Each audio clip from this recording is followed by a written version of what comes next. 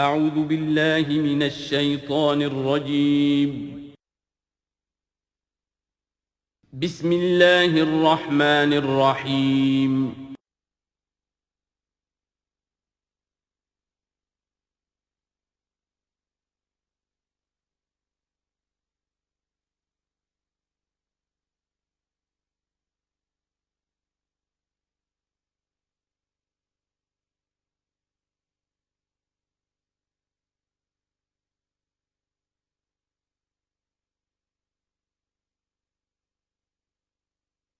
الحمدللہ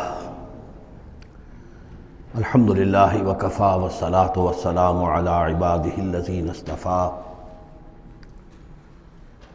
خصوصاً علی افضلہم وخاتم النبیین محمد الامین وعلی آلہ وصحبہ اجمعین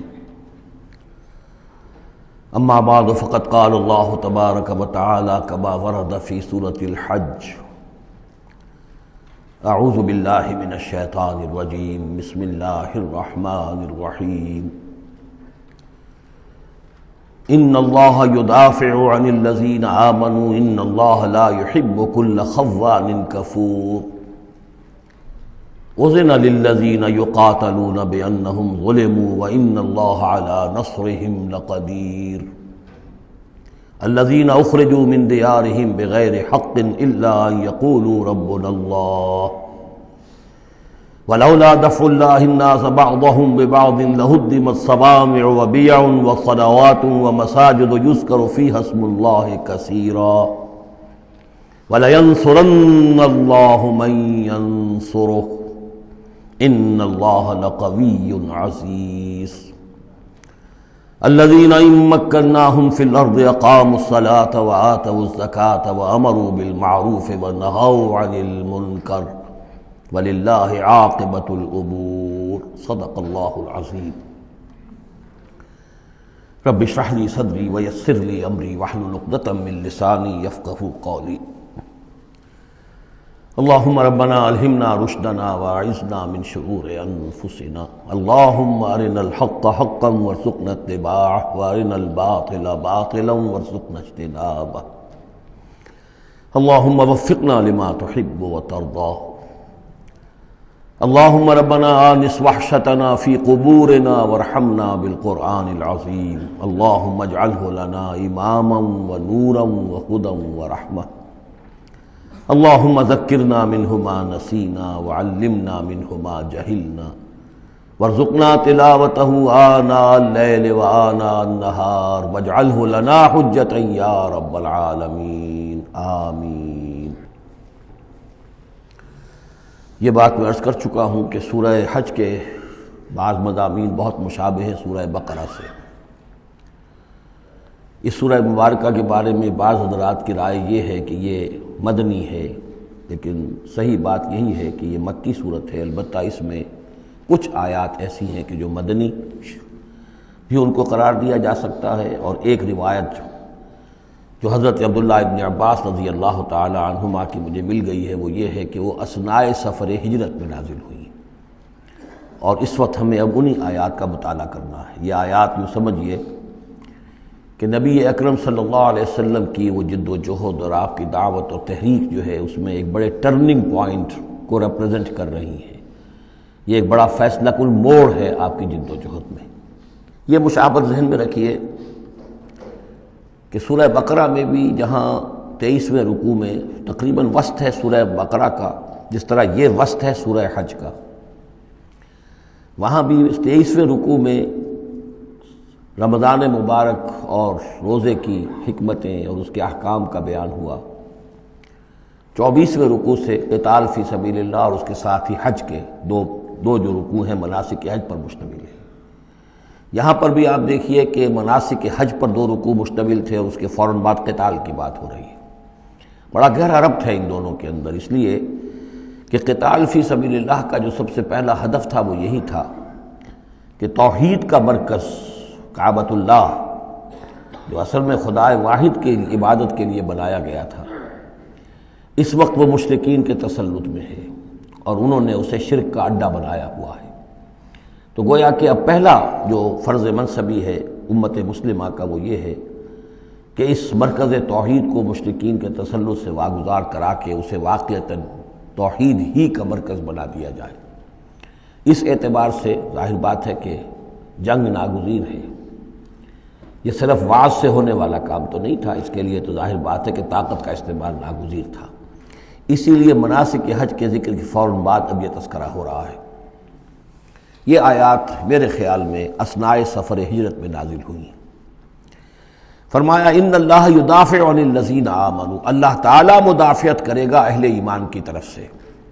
یعنی اب جو نیا دور شروع ہو رہا ہے جس میں کہ آرمڈ کانفلکٹ ہوگا، مسلح تصادم ہوگا، تو مسلمان اور اہل ایمان اپنے آپ کو اکیلا نہ سمجھے، بلکہ ان کی پشت پر اللہ ہے۔ ان کی طرف سے دفاع کرنے کے لیے اللہ تعالیٰ جو ہے وہ ان کی نصرت فرمائے گا۔ ان اللہ یدافع عن الذین آمنوا ان اللہ لا یحب کل خوان کفور، اللہ تعالیٰ کو بالکل پسند نہیں ہے یہ لوگ جو بہت خیانت کرنے والے ہیں اور ناشکرے ہیں۔ یہ کون ہیں؟ یہ قریش مکہ کہ جنہوں نے ایک طرف خیانت کی انتہا کر دی کہ توحید کے مرکز کو شرک کا اڈا بنا دیا۔ یہ امانت تھی ان کے پاس حضرت اسماعیل اور حضرت ابراہیم علیہ السلام کی، اور یہ تو اس لیے تعبیر کیا گیا تھا ربنا لیقیموا الصلاۃ، اور حضرت ابراہیم نے دعا کی تھی وجنبنی وبنی ان نعبد الاصنام، لیکن ان لوگوں نے خیانت کی ہے، ان کی وراثت کے اندر صحیح طرز عمل اختیار نہیں کیا بلکہ خیانت کی روش اختیار کی، اور کفور ہیں، بہت ناشکرے ہیں، اس لیے کہ اس گھر کی وجہ سے انہیں یہ حیثیت حاصل ہے کہ یہ مرکزی شہر بنا ہوا ہے پورے جزیرہ نما عرب کا۔ اس گھر کی وجہ سے انہیں ان کے قافلوں کو تحفظ حاصل ہے کہ ان کے اوپر کوئی حملہ نہیں کرتا، اور مشرق اور مغرب کی جو ٹریڈ ہے اس کے گویا کہ یہ ایک طرح سے پروپرائٹری ان کے پاس حقوق آ گئے، ایکسکلوسیو پروپرائٹری رائٹس، کہ ظاہر بات ہے کوئی اور قافلہ بچ کر جا نہیں سکتا قبائلی ریڈ سے اور حملے سے اور لوٹ مار سے، اور قریش کے قافلے کے اوپر کوئی حملہ کر نہیں سکتا، اسے کوئی چھو نہیں سکتا۔ تو اس گھر کی وجہ سے لإلاف قریش إِلَافِهِمْ رِحْلَةَ الشِّتَاءِ وَالصَّيْفِ فَلْيَعْبُدُوا رَبَّ هَذَا الْبَيْتِ، یہ جو ان کے قافلے سردیوں میں جاتے ہیں یمن کی طرف اور گرمیوں میں جاتے ہیں شام کی طرف، تو ان کو سمجھنا چاہیے کہ یہ ساری جو ان کی چلت پھرت ہے یہ تو اس گھر کے طفیل ہے، اس کی وجہ سے انہیں یہ پروٹیکشن حاصل ہے، اور انہوں نے ناشکری کی ہے۔ تو اذن للذین یقاتلون بانہم ظلموا، اب اجازت دی جا رہی ہے ان لوگوں کو جن پر کہ جنگ ٹھوس دی گئی ہے، یعنی جو صورتحال پیدا کر دی گئی ہے کہ انہیں گھروں سے نکال دیا گیا، ہجرت پر مجبور کر دیا گیا، انہیں ستایا گیا، سال ہا سال سے ان پر پرسیکیوشن ہو رہی ہے، ٹارچر کیا جا رہا ہے۔ ابھی تک تو اللہ تعالیٰ نے ان کو ہاتھ روکے رکھنے کا حکم دیا ہوا تھا، کفو ایدیکم، چاہے وہ براہ راست وحی جلی کی شکل میں قرآن میں آیت نہیں آئی تھی، لیکن حضور کے ذریعے سے اللہ تعالیٰ کا یہ حکم لوگوں تک پہنچ چکا تھا، لیکن اب ان کے ہاتھ کھولے جا رہے ہیں۔ اذن للذین یقاتلون بانہم ظلموا، اب جو ان پر ظلم کیا گیا ہے اس کے سبب سے ان کو اجازت دی جا رہی ہے کہ اب وہ اینٹ کا جواب پتھر سے دے سکتے ہیں۔ وَإِنَّ اللَّهَ عَلَىٰ نَصْرِهِمْ لَقَدِيرٌ، اور دوبارہ پھر تاکید کے ساتھ کہہ دیا کہ ان کو اپنے آپ کو اکیلے نہ سمجھیں، یقیناً اللہ تعالیٰ ان کی نصرت پر قادر ہے، ان کی مدد فرمائے گا۔ الذین اخرجوا من دیارہم، وہ لوگ کہ جو اپنے گھروں سے نکال دیے گئے، یہ سب کون تھے؟ مہاجرین جو تھے، یہ مکے سے جو نکلنے پر مجبور کر دیے گئے، اہل و عیال کو چھوڑ کر نکلنے پر مجبور ہوئے۔ الذین اخرجوا من دیارہم بغیر حق، جو نکال دیے گئے اپنے گھروں سے، اپنے علاقوں سے نا حق، الا ان یقولوا ربنا اللہ، صرف اس جرم کی پاداش میں کہ انہوں نے کہا ہمارا رب اللہ ہے، ہم صرف ایک اللہ کو مانتے ہیں اور دوسرے آلہہ کو، دوسرے معبودوں کو، دوسرے دیویوں اور دیوتاؤں جو تمہارے من گھڑت ہے ہم ان کو تسلیم کرنے کو تیار نہیں۔ وَلَوْلَا دَفْعُ اللَّهِ النَّاسَ بَعْضَهُمْ بِبَعْضٍ، اور اگر اللہ تعالیٰ بعض لوگوں کو بعض کے ذریعے سے دور نہ کرتا رہتا، یعنی زمین میں یہ مضمون آ چکا ہے، سورہ بقرہ کی آیت نمبر 251 میں بھی یہی مضمون آیا تھا، جب طالوت اور جالوت کی جنگ ہوئی تھی، اس کے بعد یہ بات آئی تھی کہ اللہ تعالیٰ وقتاً فوقتاً زمین کی صفائی کرتا رہتا ہے، کہ جو بڑے فاسد قسم کے لوگ ہوتے ہیں اور مفسد قسم کے لوگ ہوتے ہیں، فاسد کلچر ہوتا ہے، فاسد ثقافت ہو جاتی ہے، تو پھر کوئی نہ کوئی ایسی شکل ہوتی ہے کہ اللہ تعالیٰ ان کو ختم کر کے، ان کا استیصال کر کے، ان لوگوں کو کچھ لوگوں کے ذریعے سے دنیا سے نیست و نابود کر دیتا ہے۔ اگر ایسا نہ ہوتا رہتا، وہاں یہ الفاظ آئے تھے اگر ایسا نہ ہوتا رہتا تو لفسدت الارض، زمین میں تو فساد ہی فساد ہوتا پھر، یہاں فرمایا وَلَوْلَا دَفْعُ اللَّهِ النَّاسَ بَعْضَهُم بِبَعْضٍ لَهُدِّمَتْ صَوَامِعُ وَبِيَعٌ وَصَلَوَاتٌ وَمَسَاجِدُ يُذْكَرُ فِيهَا اسْمُ اللَّهِ كَثِيرًا، تو ڈھا دیے جاتے سارے خانقاہیں اور تکیے اور سارے گرجے اور کنیسے اور ساری سینیگوگز۔ صلوتا یہ عربی زبان کا لفظ ہے، صلاۃ ہی سے ہے، یہ عربی، اور جیسا کہ میں نے عرض کیا ہے بارہا، عبرانی اور عربی زبان جو ہے یہ عبرانی زبان کا لفظ ہے صلوتا، اور عربی اور عبرانی جو ہیں یا تو سگی بہنیں ہیں، کسی ایک ہی زبان کی یہ دونوں نکلی ہوئی شاخیں ہیں، اور یا یہ کہ عبرانی ماں ہے اور عربی اس کی بیٹی ہے، یہ ان کے درمیان رشتہ ہے۔ صلاۃ کا لفظ جو عربی میں آیا ہے اور قرآن مجید میں صلوتا یہ وہاں پر بھی موجود تھا۔ ہمارے ہاں سلام ہے، ان کا شلام ہے، وہ فرق اتنا ہی ہے، وہ شین کے ساتھ اور وہ بڑا اس کو گول کر کے شلام کہتے ہیں، باقی ہمارے یہاں سلام ہے، فرق اور خاص نہیں ہے۔ ان کا جو یوم کپور ہے وہ یوم کفارہ ہے، یوم جو کہ یوں یوم کی طرح ہے، کپور پے اور فے، جیسا کہ میں نے آپ کو بتایا تھا ذوالکفل میں پے فے کی جگہ ہو جاتی ہے، تو یوم کپور ہے ان کے ہاں، یوم کفارہ۔ تو یہ تقریباً تمام جو اصطلاحات ہیں وہ بہت ایک دوسرے کے قریب ہیں۔ تو اگر ایسا نہ ہوتا کہ اللہ تعالیٰ کچھ لوگوں کے ذریعے سے اس دنیا سے نیست و نابود کرتا رہتا، تو پھر تو یہ کہ کوئی عبادت گاہیں دنیا میں قائم ہی نہ رہتی۔ ظاہر بات ہے اپنے اپنے وقت میں یہ تمام عبادت گاہیں خدا واحد کی عبادت کے لیے بنائی گئی تھیں، وہ مساجد اور مسجدیں یذکر فیہا اسم اللہ کثیرا، جن میں کہ اللہ تعالیٰ کا نام کثرت سے لیا جائے۔ وَلَيَنصُرَنَّ اللَّهُ مَن يَنصُرُهُ، یہ بہت اہم ہے، یہ آیت کا ٹکڑا، اور یہ ہر شخص کو یاد کر لینا چاہیے۔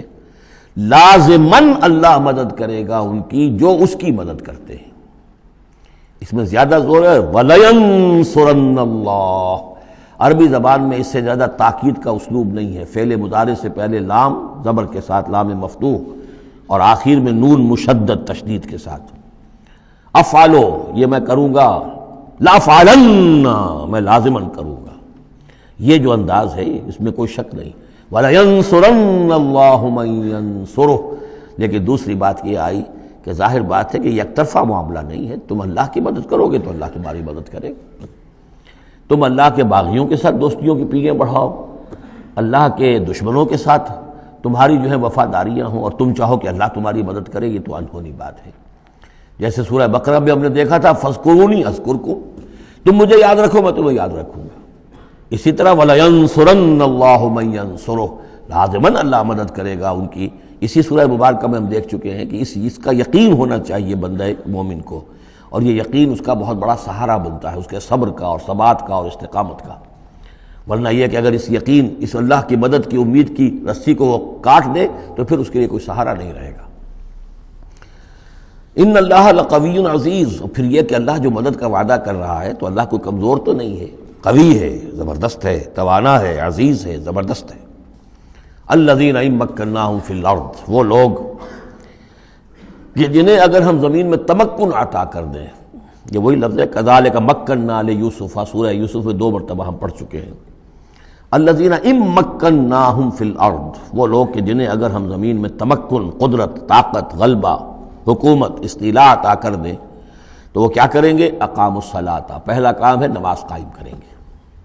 یہی کام حضور نے کیا، جاتے ہی سب سے پہلے جمعہ قائم کیا، اور پھر یہ کہ مسجد نبوی کی تعمیر کی، پہلا کام۔ وآتوا الزکوٰۃ، زکوٰۃ ادا کریں گے، آتوا الزکوٰۃ، اور دیں زکوٰۃ، اقاموا الصلاۃ وآتوا الزکوٰۃ، اور دیں گے وہ زکوٰۃ، اور یہ کہ زکوٰۃ کا نظام قائم کیا جائے تاکہ جو بھی معاشرے کے اندر پسماندہ طبقے کے پاس جن کے ہاں احتیاج ہے ان کا بھی کفالت کا بندوبست ہو۔ وَأَمَرُوا بِالْمَعْرُوفِ، اور وہ نیکی کا حکم دیں گے، وَنَہَوْا عَنِ الْمُنکَرِ، اور بدی سے روکیں گے، وَلِلَّهِ عَاقِبَةُ الْأُمُورِ، اور تمام معاملات کا بالکل آخری انجام تو ہے تو وہ تو ظاہر ہے کہ اللہ ہی کے ہاتھ میں ہے، اللہ کے قبضہ قدرت میں ہے۔ اس کو ہم یہ کہہ سکتے ہیں ایک اعتبار سے کہ گویا یہ نبی اکرم صلی اللہ علیہ وسلم کا مینیفیسٹو تھا۔ مینیفیسٹو ایک تو ہمارا آج کا تصور ہے کہ انتخابات میں جو پارٹیاں حصہ لیتی ہیں وہ اپنا اپنا پروگرام دیتی ہیں، لیکن اس سے علیحدہ کر دیجئے۔ لیکن چونکہ حضور، اگر یہ روایت صحیح ہے کہ یہ آیات نازل ہوئی ہیں جبکہ حضور تشریف لے جا رہے ہیں مکے سے مدینے کی طرف ہجرت کے سفر پر، تو اللہ کے علم میں ہے کہ اب آپ کا جو وہاں داخلہ ہونے والا ہے وہ تو ہوگا ایک بے تاج بادشاہ کی حیثیت سے، جاتے ہی آپ کو وہاں اللہ تعالیٰ کی طرف سے اختیار اور اقتدار مل جائے گا۔ تو جب یہ صورت ہوگی تو کیا کریں گے؟ ان کی پرائرٹیز کیا ہوں گی؟ تو جیسے کہ جماعتیں کہا کرتی ہیں کہ ہماری حکومت بنے گی تو ہم یہ کریں گے، تو گویا کہ یہ ہے وہ ہمیشہ کے لیے اہل ایمان کا جو سمجھیے کہ اللہ تعالیٰ کی طرف سے دیا ہوا ان کا مینیفیسٹو ہے، الذین ان مکناہم فی الارض اقاموا الصلاۃ وآتوا الزکاۃ وامروا بالمعروف ونہوا عن المنکر وللہ عاقبۃ الامور۔ یہ آیات خاص ہیں۔ اب دیکھیے پھر وہی جو مکی صورتوں کا مضمون ہوتا ہے بالکل انداز جو ہے وہ بدل جائے گا۔ یہ آیات ہیں اثناء سفر ہجرت کی، یا ہو سکتا ہے کہ مدینہ پہنچ کر نازل ہوئی ہوں، لیکن یہ مکی صورت میں رکھ دی گئی ہیں مناسبت کے اعتبار سے کہ جہاں حج کے یہ افعال بیان ہو رہے مناسک حج، اس کے ساتھ ہی ان کو شامل کر دیا گیا۔ اب وہی جو عام مکی مضامین ہیں مکی صورتوں کے وہ شروع ہو جائیں گے۔ وَإِن يُكَذِّبُوكَ فَقَدْ كَذَّبَتْ قَبْلَهُمْ قَوْمُ نُوحٍ وَعَادٌ وَثَمُودُ۔ اور اے نبی اگر یہ آپ کو جھٹلا رہے ہیں تو آپ سے پہلے بھی جھٹلایا ہے قوم نوح نے، قوم عاد نے، قوم سمود نے، قوم ابراہیم و قوم لوط، ابراہیم کی قوم نے اور لوط کی قوم نے، واصحاب مدین اور مدین والوں نے، وکذب موسیٰ اور موسیٰ کی بھی تکذیب کی گئی تھی، فاملیت للکافرین، تو میں نے کافروں کو کچھ ڈھیل دی، مہلت دی، ان کی رسی دراز کی، ثم اخذتہم، پھر میں نے ان کو پکڑ لیا، فکیف کان نکیر، تو میری پکڑ کیسی رہی، کیا حشر ہوا قوم نوح کا اور قوم ہود کا اور قوم صالح کا۔ ان تمام اقوام کے جو حالات ہیں وہ قرآن مجید میں بار بار آ چکے ہیں۔ فَكَأَيٍّ مِّن قَرْيَةٍ أَهْلَكْنَاهَا، تو کتنی ہی ایسی بستیاں ہیں، آبادیاں ہیں جن کو ہم نے ہلاک کیا، وَهِيَ ظَالِمَةٌ، اور ہلاک یوں ہی نہیں کر دیا، وہ ظالم تھی، گناہ گار تھی، ان میں گناہ اتنا پھیل گیا تھا، شرک اور کفر کا اتنا دورہ ہو گیا تھا کہ گویا کہ وہ ایسے ہی تھا جیسے انسانی جسم کا کوئی حصہ اگر گل جائے تو اس کو کاٹ دینے ہی میں عافیت ہے، ورنہ پورے جسم کے لیے وہ چیز جو ہے وہ مضر ہوگی۔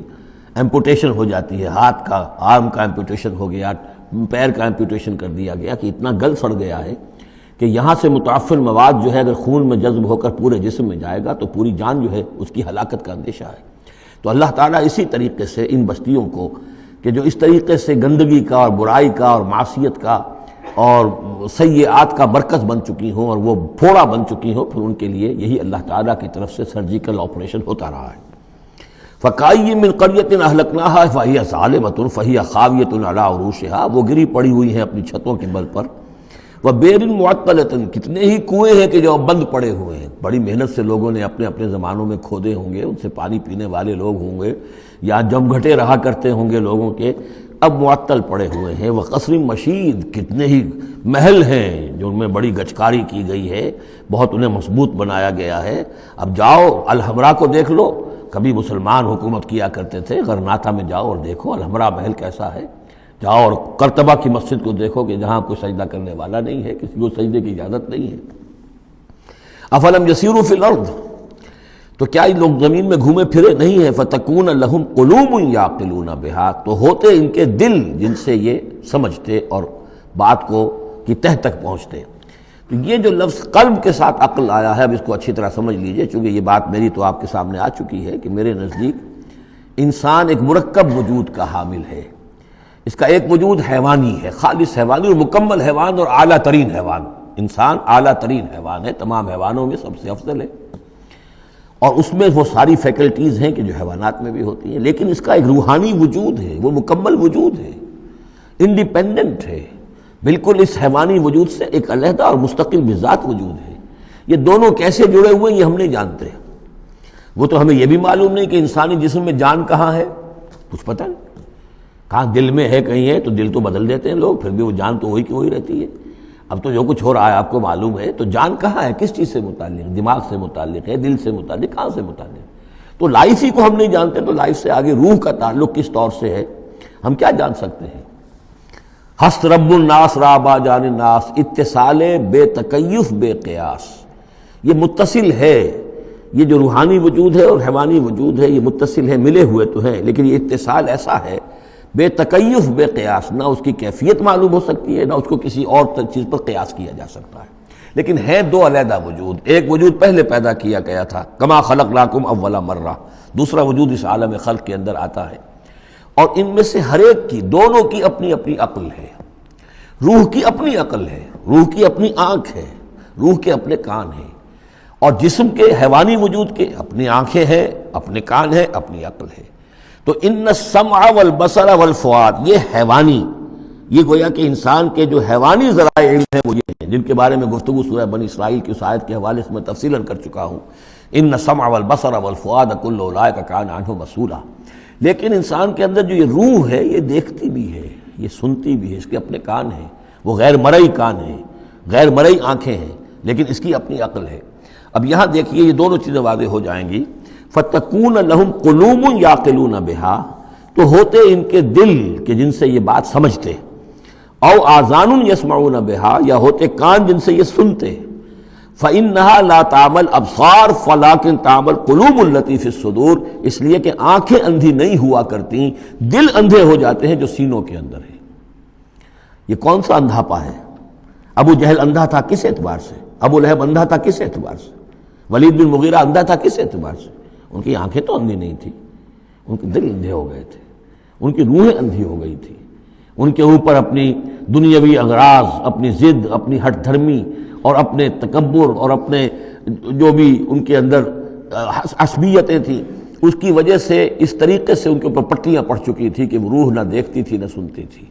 تو یہ ہے اصل میں یہ معاملہ. فإنها لا تعمل ابصار، ایک ہے آنکھیں اندھی، لیکن ہو سکتا ہے اس کا دل جو ہے وہ دوسروں سے کہیں زیادہ دیکھنے والا ہو. لیکن یہ کہ آنکھوں کا اندھا ہونا اتنا بڑی بات نہیں، اتنا دل کا اندھا ہونا.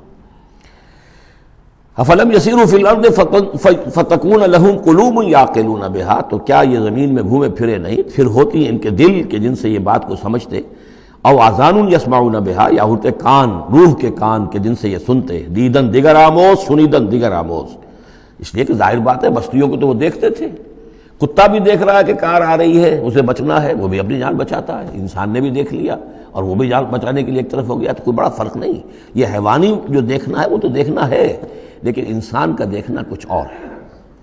فإنها لا تعمل ابصار ولكن تعمل قلوب التي في الصدور، اس لیے کہ آنکھیں اندھے نہیں ہوا کرتی بلکہ دل اندھے ہو جاتے ہیں جو سینوں کے اندر ہیں. اس لیے کہ روح کا مسکن قلب ہے، یہ ہم جانتے ہیں، روح کا مسکن قلب ہے. یہ ہم نہیں جانتے کہ کیسے، کس طرح.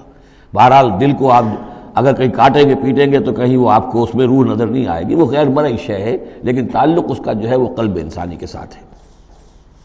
وَيَسْتَعْجِلُونَكَ بِالْعَذَابِ وَلَنْ يُخْلِفَ اللَّهُ وَعْدَهُ، اور یہ لوگ جلدی مچا رہے ہیں نبی آپ سے عذاب کی، اور اللہ تعالیٰ اپنے وعدے کی ہرگز خلاف ورزی نہیں کرے گا. وہ عذاب آئے گا، کس شکل میں آئے گا ابھی اللہ تعالیٰ نے اس کو چھپا کر رکھا ہوا ہے. کب آئے گا وہ بھی اللہ نے چھپایا ہوا ہے. وَإِنْ أَدْرِي أَقَرِيبٌ أَمْ بَعِيدٌ مَا تُوعَدُونَ، یہ ہم سورہ انبیاء میں پڑھائے ہیں کہ میں نہیں جانتا ہے نبی، آپ کہہ دیجئے قُلْ إِنْ أَدْرِي أَقَرِيبٌ أَمْ بَعِيدٌ مَا تُوعَدُونَ، کہ جس چیز کا تم سے وعدہ کیا جا رہا ہے، جس چیز کی دھمکی دی جا رہی ہے وہ قریب آ چکی ہے یا دور ہے. وَإِنَّ يَوْمًا عِندَ رَبِّكَ كَأَلْفِ سَنَةٍ مِّمَّا تَعُدُّونَ، اور یقیناً ایک دن آپ کے رب کے نزدیک 1000 برس کا ہے اس حساب سے جو تم تعداد جانتے ہو. انسانی عام حساب سے جو 1000 برس ہے، دنیا کا ہمارا حساب سے وہ در حقیقت اللہ کا ایک دن ہے. یہ مضمون چونکہ قرآن مجید میں پھر سورہ سجدہ میں پھر آئے گا، 2 مرتبہ آیا، تو یہ مضمون یوں سمجھیے کہ یہ محکمات میں سے، یہ متشابہات میں سے نہیں ہے. بات بالکل پختہ ہے اور واضح ہے. یدبر الامر من السماء الى الارض ثم يعرج الیہ فی یوم کان مقدارہ 1000 سنۃ مما تعدون. تو اللہ تعالیٰ کی جو تدبیر امر ہے، وہی جو 3 کام ابتدائی جو شاہ ولی اللہ دہلوی رحمۃ اللہ علیہ کی تصنیف حجت اللہ البالغہ کے حوالے سے میں بتا چکا ہوں، ابداع، خلق اور تدبیر. تدبیر تیسرا کام ہے. اس تیسرے کام کے ضمن میں اللہ کا جو بھی ایک نقشہ بنتا ہے اس کی مشیت کا، وہ 1000 سال کا ہوتا ہے ہمارے حساب سے، اس کا ایک دن ہے. وہ اس کی ایک پلاننگ ہو جاتی ہے، اس کے احکام جو ہیں وہ فرشتوں کے حوالے کر دیے جاتے ہیں، اس کی پھر ایگزیکیوشن ہوتی ہے. تو 1000 برس کی پلاننگ ہے ہمارے حساب سے، اللہ کے ہاں وہ ایک دن ہے. وَكَأَيٍّ مِّن قَرْيَةٍ أَمْلَيْتُ لَهَا، اور کتنی ہی بستیاں ایسی ہوئی ہیں کہ جنہیں ہم نے ڈھیل دی تھی. وَهِيَ ظَالِمَةٌ، لیکن وہ تھیں گناہ گار. ثُمَّ أَخَذْتُهَا، پھر میں نے ان کو پکڑ لیا. وَإِلَيَّ الْمَصِيرُ، اور میری ہی طرف لوٹ کر آنا ہے. قُلْ يَا أَيُّهَا النَّاسُ إِنَّمَا أَنَا لَكُمْ نَذِيرٌ مُّبِينٌ، کہہ دیجئے اے نبی، اے لوگو، میں ہوں ایک خبردار کرنے والا، صاف صاف تمہارے لیے ایک خبردار کرنے والا آیا ہوں، ڈرانے والا آیا ہوں، بتا دینے والا ہوں کہ یہ مراحل زندگی کے آنے والے ہیں. فالذین آمنوا وعملوا الصالحات، جو لوگ ایمان لائیں اور نیک عمل کریں، لہم مغفرۃ ورزق کریم، ان کے لیے اللہ کی طرف سے مغفرت ہے، یہ میں بشارت دے رہا ہوں، اور رزق کریم، اور بہت ہی باعزت روزی ملے گی. والذین سعوا فی آیاتنا معاجزین، اور جو لوگ ہماری آیات کے بارے میں تگ و دو کریں گے کہ انہیں کسی طریقے سے فیل کر دیں، ناکام کر دیں، غیر مؤثر کر دیں، ان آیات کو پھیلنے نہ دیں، اولئک اصحاب الجحیم، تو یہ وہ لوگ ہیں کہ جو جہنم والے ہیں۔ وما ارسلنا من قبل کا، یہ کافی مشکل آیت ہے قرآن مجید کی جو اگلی آ رہی ہے، اور اس میں کافی قیل و قال ہے۔ وما ارسلنا من قبلک من رسول ولا نبی الا اذا تمنى القى الشیطان فی امنیتہ، اور نہیں بھیجا ہم نے آپ سے پہلے بھی کوئی رسول، اے نبی صلی اللہ علیہ وسلم، نہ کوئی رسول نہ نبی، الا اذا تمنا، مگر یہ کہ جب اس نے خود کوئی خیال باندھا، کوئی پلاننگ کی، کوئی نقشہ بنایا اپنے کام کا۔ ایک تو یہ کہ اللہ کی طرف سے ہدایت آ رہی کہ اب یہ کیجئے، اب یہ کیجئے، اب یہ کیجئے، ظاہر بات ہے کہ اس میں تو کسی خطا کا کوئی امکان ہی نہیں، وہی چاہے وہ وحی جلی ہو اور چاہے وحی خفی ہو، نبی کے لیے وحی جلی وحی خفی دونوں محفوظ ہیں۔ وحی خفی کے اندر بھی شیطان یا شیطانی قوتیں کوئی در اندازی نہیں کر سکتی، لیکن یہ کہ کبھی ایسا بھی ہوتا ہے کہ وحی کی طرف سے کوئی بات نہیں آئی ہے، ظاہر بات ہے کہ یہ نہیں سمجھنا چاہیے کہ نبی کی حیثیت بالکل ایسے ہے جیسے وہ کسی زمانے میں، آج کل تو شاید وہ معاملہ ختم ہو گیا، وہ تار جو جاتے تھے گٹ گٹ گٹ گٹ گٹ ہو رہی ہے، ادھر سے ہو رہی ہے، ادھر سے وہ جو ہے مشین بول رہی ہے، تو بیچ میں تو مشین ہے، کچھ نہیں ہے۔ تو ایسا نہیں ہے کہ نبی کی اپنی کوئی شخصیت ہی نہ ہو، نبی کی اپنی کوئی سوچ ہی نہ ہو، نبی کی اپنی کوئی پلاننگ ہی نہ ہو۔ یہ تو عام انسان بھی دیکھیے، اگر کوئی آپ کو یہ کہے بس آپ کو تو جو کہا کرتے چلے جاؤ، تو آپ کہیں گے میری شخصیت، میری بھی کوئی سوچ ہے، میری بھی کوئی اس معاملے کے اندر مجھے بھی کوئی رائے جو ہے۔ تو نبی کا معاملہ یہ نہیں ہے کہ بس ہر لحظہ وہ اللہ کا حکم آ رہا ہے، نہیں، بلکہ یہ کہ ان کو ایک حکم دے دیا گیا، اس پر پھر وہ خود بھی سوچتے ہیں۔ تبلیغ کیجئے، جیسے حکم آیا انذر عشیرتک الاقربین، اب اپنے قریبی رشتہ داروں کو خبردار کیجئے۔ اب یہ کام نبی کا تھا کہ آپ نے حضرت علی کو حکم دیا کہ کھانے کا انتظام کرو، اور بنو ہاشم کے تمام مردوں کو آپ نے بلا لیا۔ یہ جو تدبیر ہے یہ یا محمد الرسول اللہ صلی اللہ علیہ وسلم کی، ان تدبیروں میں ایسا ہو سکتا ہے کہ کسی وقت کوئی خطا ہو جائے، کسی وقت کوئی بات جو ہے غلط بھی ہو جائے۔ یہ بات چونکہ اس کا ذاتی اجتہاد ہے، چنانچہ صحابہ کرام بھی یہ کرتے تھے۔ غزوہ بدر میں حضور نے جہاں حکم دیا تھا کیمپ لگانے کا، تو وہ جا کر بعض صحابہ پہنچ گئے کہ حضور دیکھیے اگر تو یہ وحی کے حکم کے تحت ہے، جو اللہ کا حکم ہے کہ یہاں کیمپ ہمارا ہونا چاہیے، سر تسلیم خم ہے۔ اگر یہ آپ کی ذاتی رائے ہے تو پھر ذرا اگر آپ اجازت دیں تو ہم کچھ اپنی رائے بھی پیش کریں۔ آپ نے فرمایا ہاں کہو۔ انہوں نے عرض کیا کہ ہمارے نزدیک جو تجربہ ہمیں جنگوں کا ہے، اس کے بنا پر ہم بھی سمجھتے ہیں کہ ہمارا جو پڑاؤ ہے، ہمارا کیمپ وہاں لگنا چاہیے، اس وادی کے اس گوشے میں۔ آپ نے فرمایا ٹھیک ہے، یہاں سے خیمے اٹھاؤ اور وہاں لگا دو۔ ظاہر بات ہے یہ تدبیر تھی ذاتی تھی محمد الرسول اللہ صلی اللہ علیہ وسلم کی۔ اس میں اختلاف کی صحابہ کو گنجائش ہے اور انہیں اپنی رائے پیش کرنے کا بھی موقع ہے۔ اگر یہ وہی سے ہوتا تو ظاہر بات ہے کہ پھر وہاں سے کوئی سوال پیدا نہیں ہوتا تھا کہ وہاں سے کیمپ اکھاڑا جائے۔ تو اس طرح کے معاملے میں خطا بھی ہو سکتی ہے، غلطی بھی ہو سکتی ہے، اور اس قسم کے معاملے میں کوئی در اندازی جو ہے شیطان کی طرف سے بھی ممکن ہے۔ اب یہ مسئلہ ایسا ہے کہ چونکہ عصمت انبیاء کے بارے میں جو بہت حساس، تمام اہل ایمان جو ہے بہت حساس ہیں، تو یہ آیت جو ہے تو یہ گویا کہ یوں سمجھیے کہ یہ حلق میں پھنس جاتی ہے، اس کو اس طریقے سے قبول کرنا بڑا مشکل ہے۔ تو تعویلیں بڑی دور راسکار بھی کی گئی ہیں، لیکن میرے نزدیک اس کی بالکل سیدھی سی بات ہے۔ یہاں تک کہ میں آپ کو واقعہ بتا چکا ہوں تعبیر نخل کا، کہ حضور نے مدینے میں جا کر کہا کہ یہ آرٹیفیشل پولینیشن وغیرہ کے لیے تم جو قریب کر دیتے ہو، کھجور کے نر اور مادہ پھولوں کو قریب لے آتے ہو تاکہ فرٹیلائزیشن زیادہ ہو جائے اور پھر یہ کہ پھل زیادہ ہو جائے، نہ کرو تو کیا ہے؟ آپ کے بس یہ کہنے سے صحابہ نے نہیں کیا، لیکن یہ کہ فصل کم ہو گئی۔ اب انہوں نے ڈرتے ڈرتے عرض کیا کہ حضور آپ نے یہ فرمایا تھا، ہم نے نہیں کیا، تعبیر نخل اس سال ہم نے نہیں کی تھی، فصل کم ہو گئی ہے۔ فرمایا انتم عالم بامور دنیاکم، یہ معاملات تمہارے، میں یہ سکھانے تمہیں نہیں آیا، ایگریکلچر سکھانے نہیں آیا تمہیں میں تو آیا ہوں یہ ہدایت دینے کے لیے۔ جو ہدایت میں دوں، جو میری جو نبوت اور رسالت کا جو ایشو ہے، جو اس کا موضوع ہے، اس پر تمہیں میری ہر بات کو ماننا ہے، لیکن یہ جو تمہارے معاملات ہیں یہ تجرباتی معاملات ہیں۔ اب دیکھیے تجرباتی، چونکہ وہ تجربہ تھا انہیں، وہ کرتے تھے، زراعت کرتے تھے، اور انہیں یہ اندازہ ہو گیا تھا کہ ایسا ہو تو اس سے یہ کہ پھل زیادہ ہوتا ہے، تو تجربے پر تھا، اور تجربے ہی کی بنیاد پر سائنس ہے۔ پوری سائنس کیا ہے؟ ایکسپیریمنٹیشن ہے نا، اسی کے اوپر تو یہ سائنس ڈیولپ ہوئی ہے۔ ان چیزوں کو جو ہے وہ اس سے خارج سمجھیے، اس میں کوئی تعلق جو ہے دین کا اس سے نہیں ہے۔ انتم عالم بامور دنیاکم، تم اپنے ان دنیاوی معاملات کو جو تجربے پر جس کا دار و مدار و نثار ہے مجھ سے بہتر جانتے ہو، یہ حدیث ہے بخاری شریف کی، الحمدللہ اللہ تعالیٰ ان پر لاکھوں نعمتیں اور اپنی رحمت نازل فرمائے، یہ چیزیں محفوظ رہ گئی ہیں ہمارے لیے، تبھی تو ہمارے لیے کچھ کہنے کا اور بولنے کا موقع ہے۔ تو فرمایا انتم اعلم بامور دنیا کو۔ اسی طریقے کا مسئلہ یہ ہے وما ارسلنا من قبلک من رسول ولا نبی الا اذا تمنا، جب وہ کوئی اپنی اسکیم بناتے ہیں، اپنی پلاننگ کرتے ہیں، القى الشیطان فی امنیتہ، تو شیطان ان کے خیال میں کچھ ڈال دیتا ہے۔ امنیہ کہتے ہیں تمنا، آرزو۔ اب دیکھیے آدمی سوچتا ہے یہ حسرہ ہو جانا چاہیے، یہ کام یوں ہونا چاہیے، مثلا جب کہ آپ نے دیکھا کہ مکہ مکرمہ میں تو میرا قیام ناممکن ہو گیا ہے، اس لیے کہ ابو طالب کے انتقال کے بعد وہ جو خاندانی ایک پروٹیکشن حاصل تھی بنو ہاشم کی، وہ ختم ہو گئی، اور اب خاندان بنی ہاشم کا سردار بھی ابو لہب ہو گیا ہے کہ جو بہت ہی سخت دشمن ہے ذاتی طور پر حضور کا۔ تو پھر آپ نے سوچا اب کیا کروں، کس طرح جاؤں، کدھر دیکھوں، کسے آواز دوں، تو آپ نے طائف کا سفر کیا، لیکن یہ کہ وہاں پہ آپ جو ہے ناکام وہاں سے آنا پڑا، وہاں کوئی آپ کو ریسپانس نہیں ملی، بلکہ زندگی کا سخت ترین دن جو ہے حضرت عائشہ صدیقہ رضی اللہ تعالیٰ عنہ کی روایت موجود ہے، ان کے ہوش کے دوران تو سمجھیے کہ غزوہ احد کا دن سخت ترین تھا، تو انہوں نے کبھی پوچھ لیا کہ حضور آپ پر احد کے دن سے بھی سخت دن کوئی گزرا ہے؟ آپ نے فرمایا ہاں، طائف کا دن مجھ پر اس سے کہیں زیادہ سخت تھا، وہ سختی ہوئی حضور پر۔ لیکن اللہ تعالیٰ کی مشیت میں کیا تھا کہ یہ سعادت جو ہے یہ طائف کے لیے نہیں لکھی تھی، یہ سعادت یثرب کے لیے لکھی تھی، جو مدینہ منورہ بننے کی سعادت جو ہے، مدینہ النبی بننے کی سعادت اللہ کی حکمت میں مدینہ کے لیے تھی۔ وہاں حضور گئے بھی نہیں اور وہاں کے 6 آدمی ایمان لے آئے اور کھڑکی کھل گئی۔ وما ارسلنا من قبلک من رسول ولا نبی الا اذا تمنا القى الشیطان فی امنیتہ فینسخ اللہ ما یلقی الشیطان، پھر اللہ منسوخ کر دیتا ہے، ختم کر دیتا ہے اس چیز کو کہ جو شیطان نے ڈالا ہوتا ہے۔ ثم یحکم اللہ آیاتہ، پھر اللہ تعالیٰ اپنے فیصلوں کو پختہ کر دیتا ہے۔ یہاں آیت جو ہے آیات ہی فیصلوں کے معنی میں ہے۔ واللہ علیم الحکیم، اور اللہ سب کو جاننے والا، کمال حکمت والا ہے۔ یہ توجیہ ہے میرے نزدیک، اور یہ قریب ترین ہے اس توجیہ سے کہ جو موضح القرآن میں شاہ عبد القادر رحمۃ اللہ علیہ ان کی طرف سے ہے، تو اس حوالے سے واقعہ یہ ہے کہ مجھے اس پر کافی اطمینان ہے۔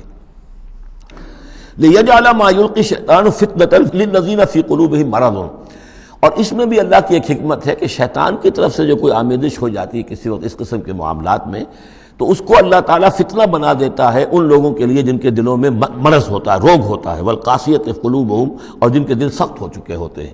وَإِنَّ الظَّالِمِينَ لَفِي شِقَاقٍ بَعِيدٍ، اور یقیناً ظالم جو ہیں وہ تو یقیناً مخالفت میں اور دشمنی میں بہت دور جا چکے ہیں۔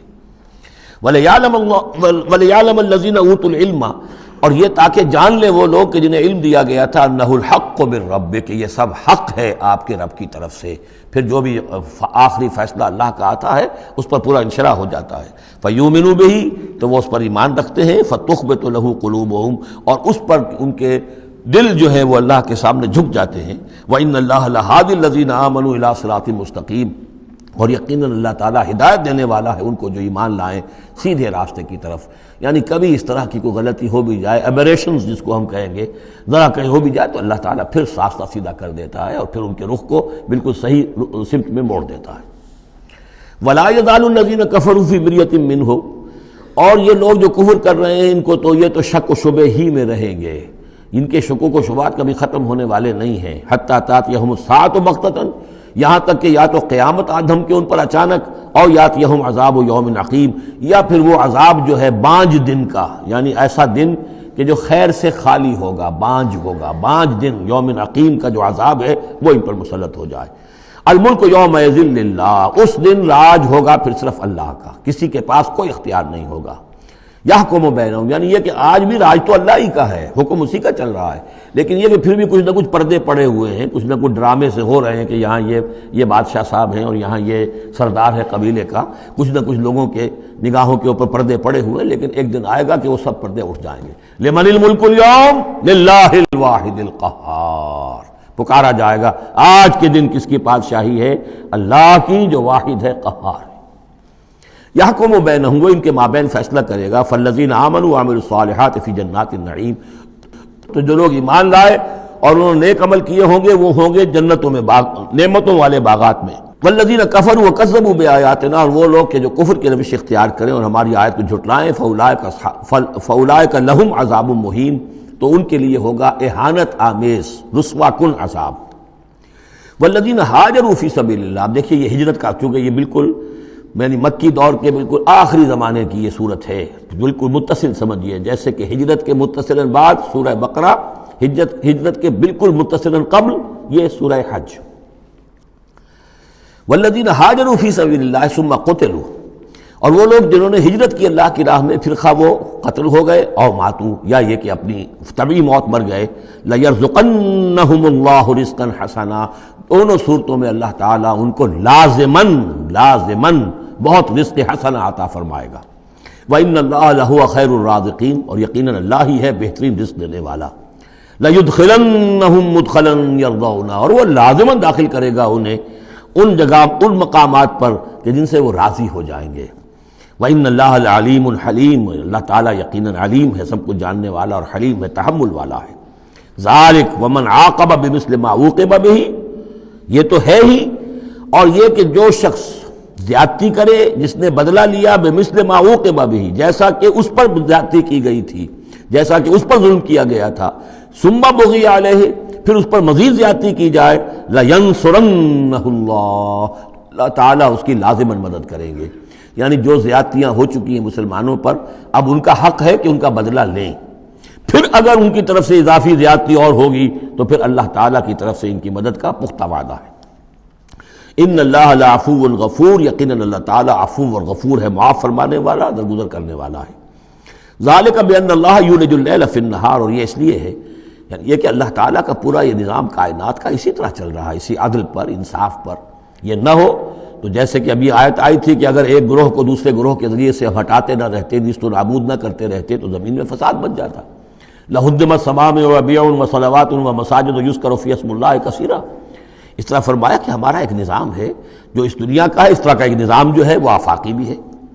ذَلِكَ بِأَنَّ اللَّهَ يُولِجُ اللَّيْلَ فِي النَّهَارِ، یہ اس لیے کہ اللہ تعالیٰ رات کو لے آتا ہے دن میں پروتا ہوا، وَيُولِجُ النَّهَارَ فِي اللَّيْلِ، اور دن کو لے آتا ہے رات میں پروتے ہوئے، وَأَنَّ اللَّهَ سَمِيعٌ بَصِيرٌ، اللہ سب کچھ سننے والا اور دیکھنے والا ہے۔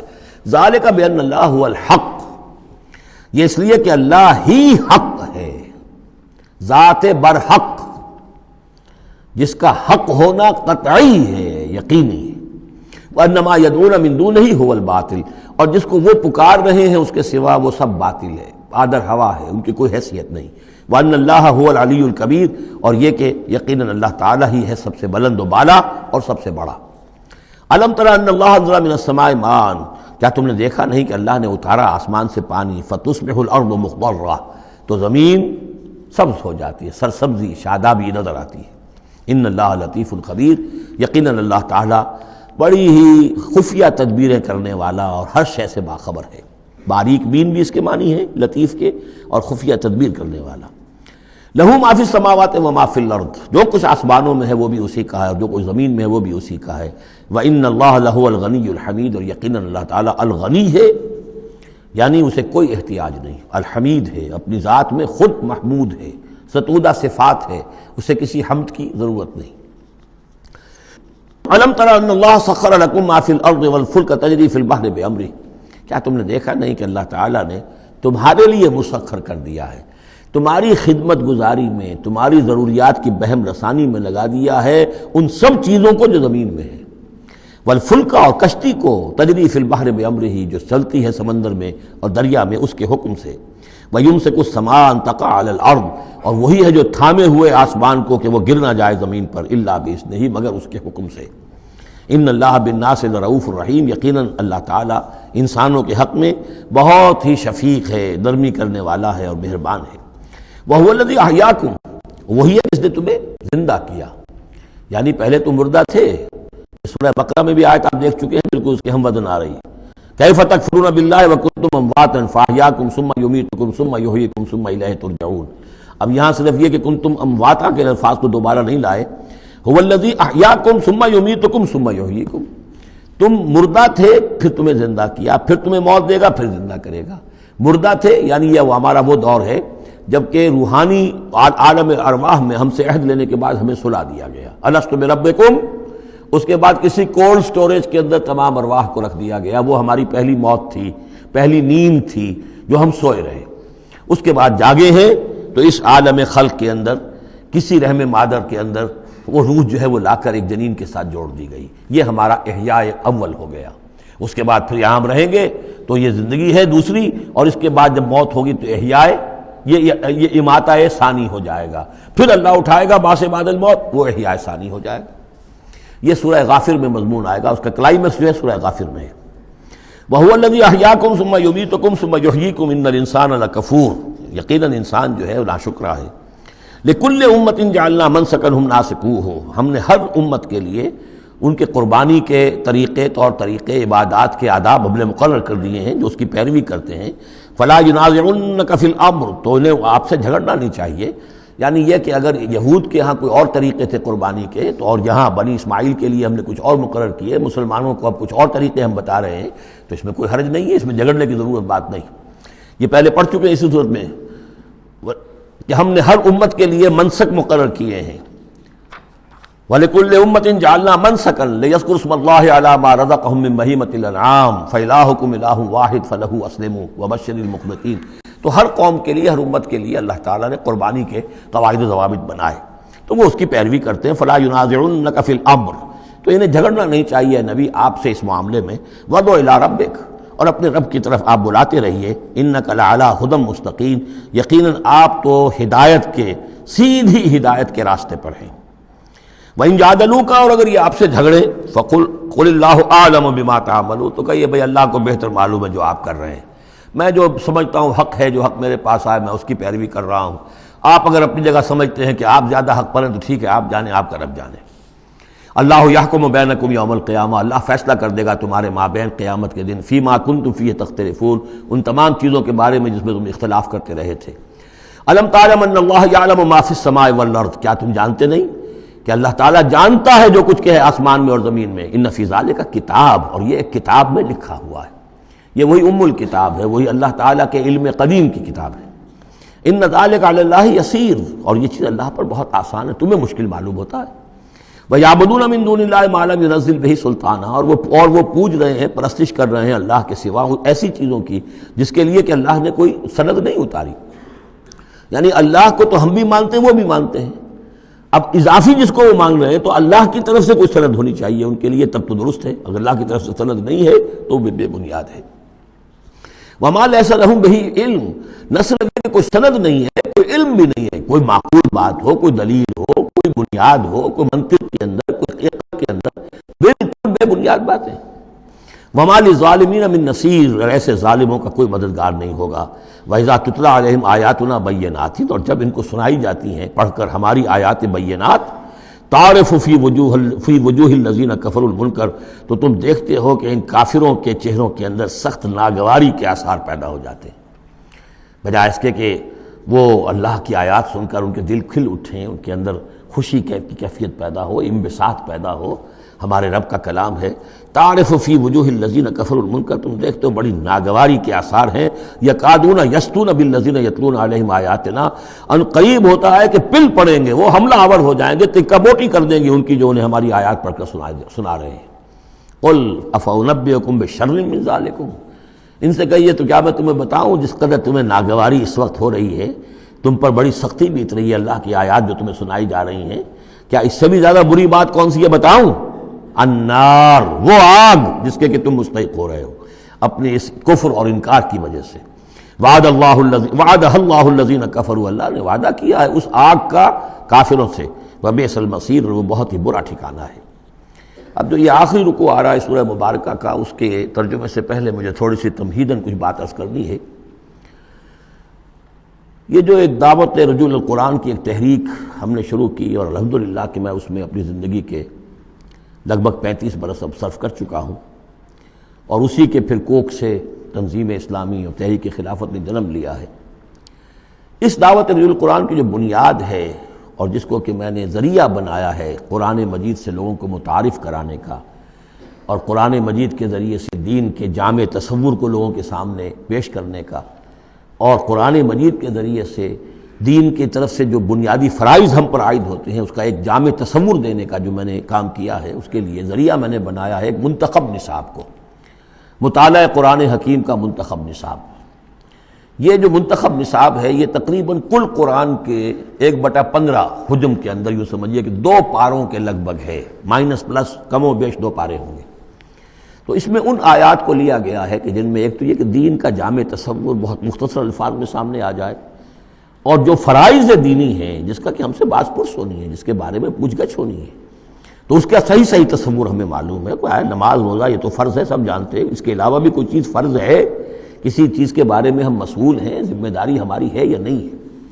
تو وہ جو منتخب نصاب ہے اس کے مختلف جو حصے ہیں، ہم کچھ حصوں سے گزرے ہیں، لیکن یہ میں آج سوچ رہا تھا کہ جیسے میں نے آپ کو بتایا تھا کہ حروف مقطعات کا معاملہ یہ ہے کہ 29 حروف ہیں یا 28 حروف ہیں عربی زبان کے الفابیٹس جو ہیں، شروع کے حصوں میں سے حروف میں سے بہت کم ہے جو حروف مقطعات میں آئے، اور آخری جو حصہ ہے اس کے تختی کے، اس کے بہت سے حروف ہیں، اکثر و بیشتر ہیں کہ جو حروف مقطعات میں آئے۔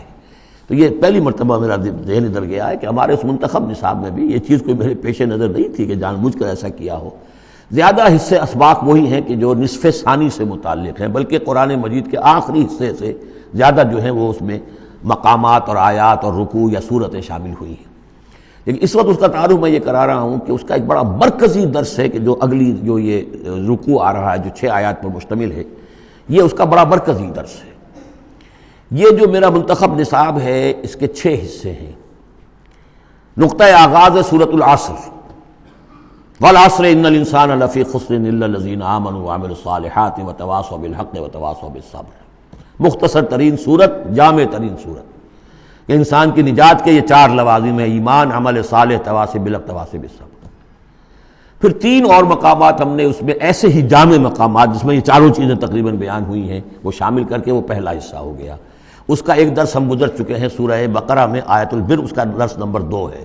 لیس البر ان تولوا وجوہکم قبل المشرق والمغرب، نیکی جو تم نے سمجھی ہوئی ہے، کسی نے کسی شے کو نیکی سمجھا ہوا، کسی نے کسی کو نیکی سمجھا ہوا ہے۔ اصل نیکی کیا ہے، پوری نیکی کیا ہے، نیکی کی روح کیا ہے، جڑ بنیاد کیا ہے، نیکی کے مظاہر کیا ہیں، ان مظاہر میں پھر اقدمیت کس چیز کی ہے، اولیت کس شے کی ہے، ثانوی درجے میں کون سی ہے، پھر چوٹی کیا ہے، سمم بونم کیا ہے، سب سے اونچا جو مقام ہے، جو مقام مطلوب ہے وہ کیا ہے۔ اسی طریقے سے پھر اس کا دوسرا حصہ جو ہے اس منتخب نصاب کا، اس میں کچھ ایمان سے متعلق مباحث ہیں۔ ایمان کن چیزوں کا نام ہے، کیسے ایمان وجود میں آتا ہے، تو اس میں سورہ فاتحہ بھی ہے، وہ بھی ہم پڑھ چکے ہیں، اور پھر سورہ آل عمران کا جو آخری رکوع کی آیات تھیں، ان فی خلق السماوات والارض واختلاف اللیل والنہار یہ بھی جو ہے لآیات لأولی الالباب۔ پھر یہ کہ ایک اور سبق اس کا وہ ہے جو اگلی جو صورت آج ہی ہم پڑھیں گے انشاءاللہ، سورہ نور کا جو 5واں رکوع ہے وہ بھی اس کا ایک سبق ہے۔ آج کے ہمارے اس حصے میں اصل میں 3 اسباق آ رہے ہیں کہ جو اس منتخب نصاب کے، اسی لیے میں نے مناسب سمجھا کہ اس منتخب نصاب کا آپ سے تعارف کرا دوں۔ پھر یہ تیسرا حصہ اس کا جو ہے وہ اعمال صالحہ، عمل صالح کی تفصیل کیا ہے، انفرادی سطح پر کیا عمل ہونا چاہیے، اجتماعی سطح پر کیا ہونا چاہیے، معاشرتی سطح پہ کیسے ہونا چاہیے، ریاستی سطح پر کیا ہونا چاہیے۔ تو اس میں خاص طور پہ معاشرتی سطح سے متعلق وہ سورہ بنی اسرائیل کے 2 رکوع ہم پڑھ چکے ہیں جو 15ویں پارے میں آئے، سورہ بنی اسرائیل میں 3 اور 4 رکوع، جو میں نے عرض کیا تھا کہ یہ 10 کمانڈمنٹس جو ہیں تورات کے، وہ گیا کہ ان کی یہ تعبیر ہے، قرآن مجید کی تشریح یہ ہے ان کی۔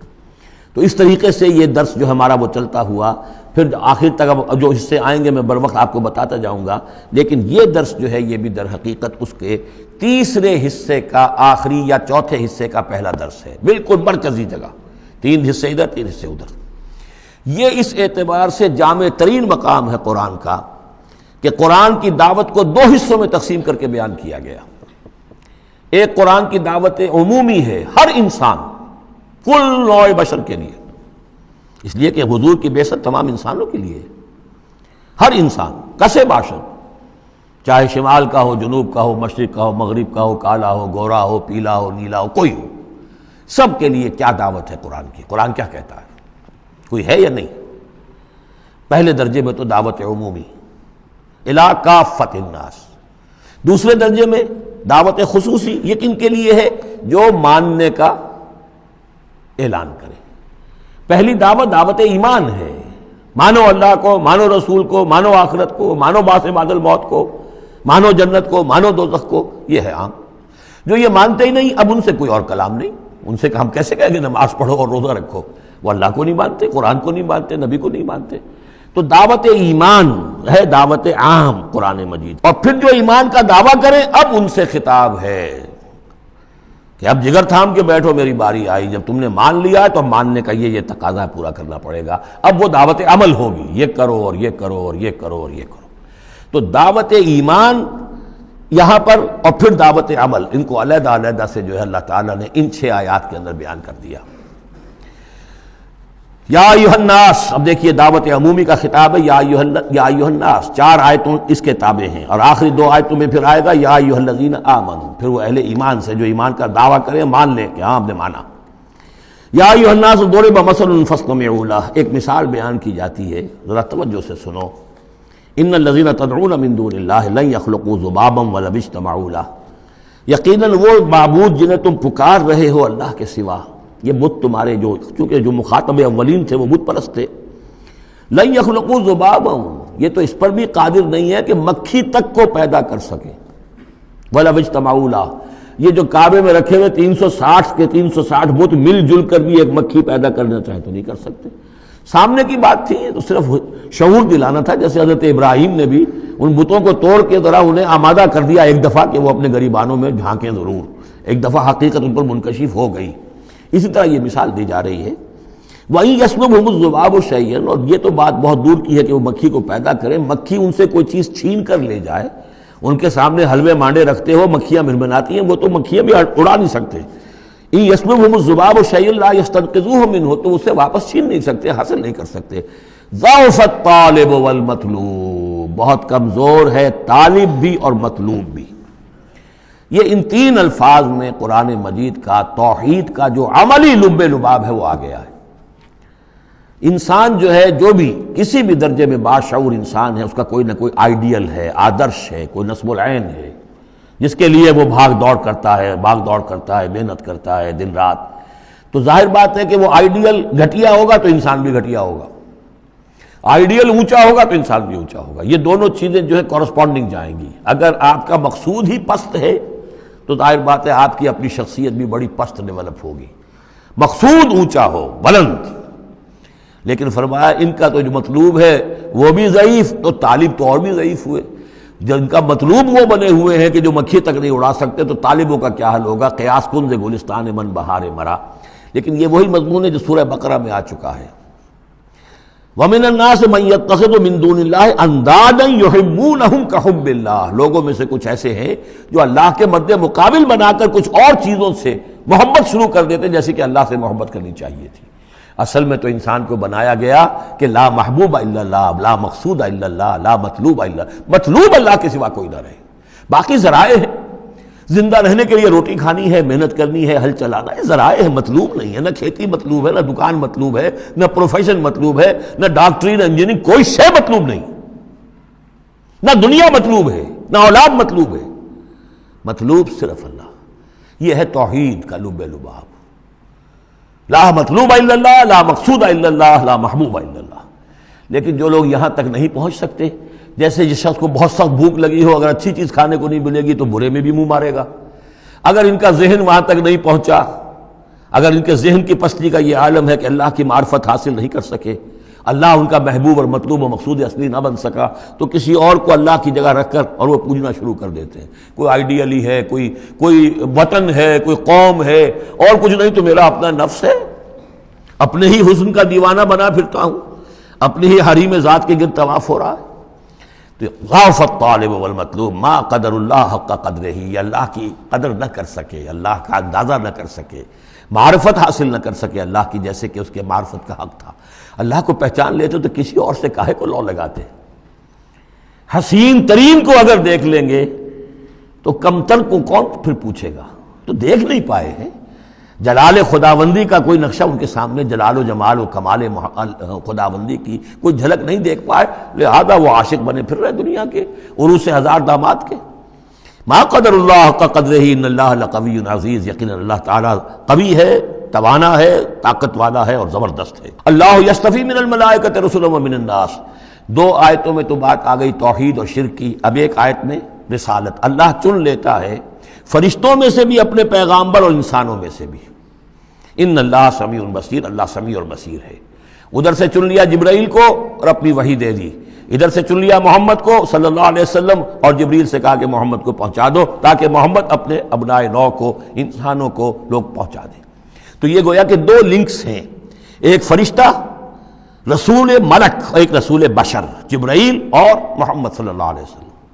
ان اللہ سمیع بصیر، اللہ تعالیٰ سب کچھ سننے والا اور دیکھنے والا ہے۔ یعلم ما بین ایدیہم وما خلفہم، وہ جانتا ہے جو کچھ ان کے سامنے ہے اور جو کچھ ان کے پیچھے ہے۔ وإلی اللہ ترجع الامور، اور پھر تمام معاملات اللہ ہی کی طرف لوٹا دیے جائیں گے۔ یہ آخرت آ گئی، توحید، رسالت، آخرت، یہ ہے ثلاثی، یہ امور ثلاثہ ہیں جن پر ایمان کی دعوت، اور یہ دعوت ہے یا ایھا الناس، اے بنی نوع آدم، اے انسانوں۔ اب بات ہے دوسرے مرحلے پر، جنہوں نے کہا اچھا جی ہم نے مانا اللہ کو، مانا رسول کو، مانا ہم نے آخرت کو، بعث بعد الموت کو، ہم تسلیم کرتے ہیں انا للہ و انا الیہ راجعون۔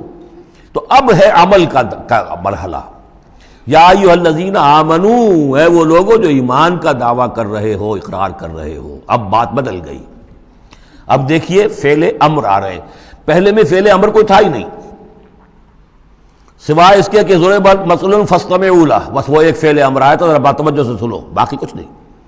حقائق بیان کر دیے، توحید، رسالت، معاد۔ اب جو لوگ ان کو مانتے ہیں، یا ایھا الذین آمنوا ارکعوا واسجدوا واعبدوا ربکم وافعلوا الخیر لعلکم تفلحون، اے ایمان کے دعوے دارو، رکوع کرو، جھکو اللہ کے سامنے، واسجدوا، اور جھکو، پروسٹریٹ بیفور ہم، اس کے سامنے سر سجود ہو جاؤ، واعبدوا ربکم، اور اپنے رب کی بندگی، مکمل بندگی، ٹوٹل بندگی، اس کی پرستش ہی پرستش نہیں، بندگی بھی، زندگی آمد برائے بندگی، زندگی بے بندگی شرمندگی، وفعلوا الخیر، اور نیک کام کرو، بھلے کام کرو۔ اب بھلا کام کون سا رہ گیا؟ وعبدوا میں تو سب کچھ آ گیا، بھلا کام کیا ہے؟ عبادت میں تو جو اللہ نے حکم دیا وہ ہم نے کر دیا، ہم نے بندگی کا حق ادا کر دیا۔ اب فعل خیر کیا ہے؟ وہ یہ ہے کہ خدمت خلق میں اپنے آپ کو لگا دو، اور خدمت خلق صرف یہ نہیں ہے کہ بھوکے کو کھانا کھلا دیا جائے، یہ بھی خدمت خلق ہے۔ سب سے بڑی خدمت خلق کیا ہے؟ ان کی عاقبت سنوارنے کی کوشش کرو، یہ سموچے جہنم کے اندر جا رہے ہیں، گویا کہ دعوت، ان کو بچاؤ، ان لوگوں کو اس حقائق سے خود بھی جن سے کہ تم آشنا ہو گئے ہو، جو حقائق تم پر منکشف ہو گئے ہیں، ان سے انہیں بھی روشناس کرو تاکہ ان کی عاقبت سنور جائے، ان کی بھی زندگی درست ہو جائے۔ لعلکم تفلحون، یہ کرو گے تو فلاح پاؤ گے۔ بہت اہم نکتہ ہے یہ۔ اے ایمان کے دعوے دارو، یہ نہ سمجھ بیٹھو بس ایمان لے آئے تو بس فلاح ہی فلاح ہے، اب کامیابی ہو گئی بس، نہیں، یہ شہادت گاہ الفت میں قدم رکھنا ہے، یہ تو ابھی قدم رکھا ہے آپ نے، اب یہ کرو اور یہ کرو اور یہ کرو اور یہ کرو تاکہ فلاح پاؤ۔ اگر اس کے بغیر فلاح کی توقع کیے بیٹھے ہو تو یہ تمہارا اپنا خیال ہے، وشفل تھنکنگ ہے۔